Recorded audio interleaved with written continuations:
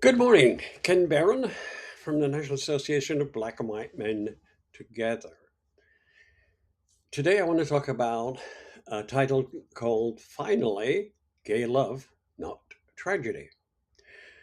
So much of being a gay man in this country, the US, has entailed resistance to neglect, to exploitation, to death, particularly in the media and in the film that we see or have seen over the years. As gay men, we have settled for stories about wanting to men wanting men that use tragedy in stories. If we didn't suffer, we didn't exist. But have we turned the corner? The show, all the rage now, is heated rivalry. It's a beautiful, life-giving, hot take on two men playing hockey in the National League. Who wouldn't watch this? It's a 6 episode show that's great as romance television. We have suffered during, say, the movie Cruising in 1980. That remains an index of gay sex clubs in the so-called meatpacking district. The men in that movie like it hot. A homicidal maniac is on the loose and he's killing homosexuals. He might, alas, be gay himself, and the homosexual detective trying to catch him worries he might not be as straight as he thought. Pathos again. Or how about the talented Mr. Ripley movie, which also produces a body count?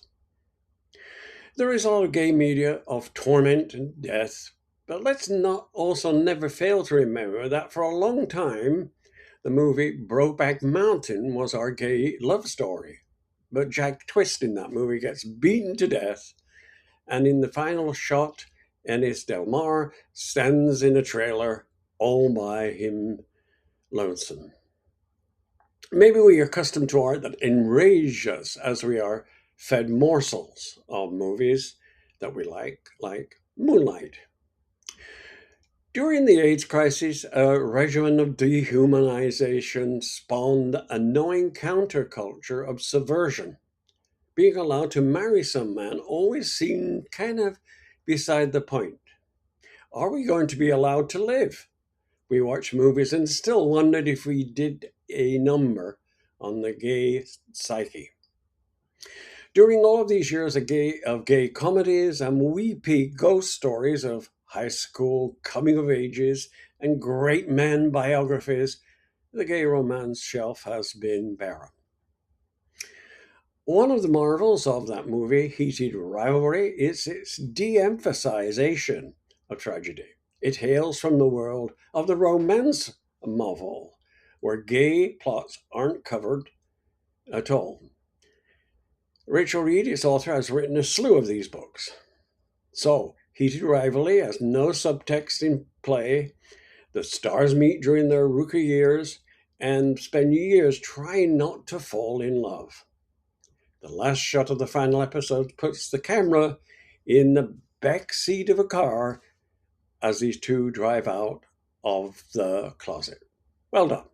So let's see if we can find movies like this again. Unlikely in the near term, but in the long term, we're being in a situation where we need these and not all the tragedy that usually and goes with our life.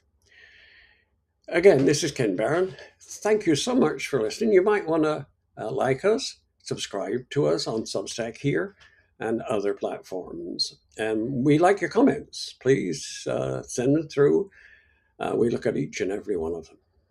To know more about the National Association of Black and White Men Together, visit the website, nabwmt.org, or on Facebook and Instagram. And in August, we're having a major conference in Las Vegas. Come and see us in person at our so-called family reunion. Thank you so much for listening.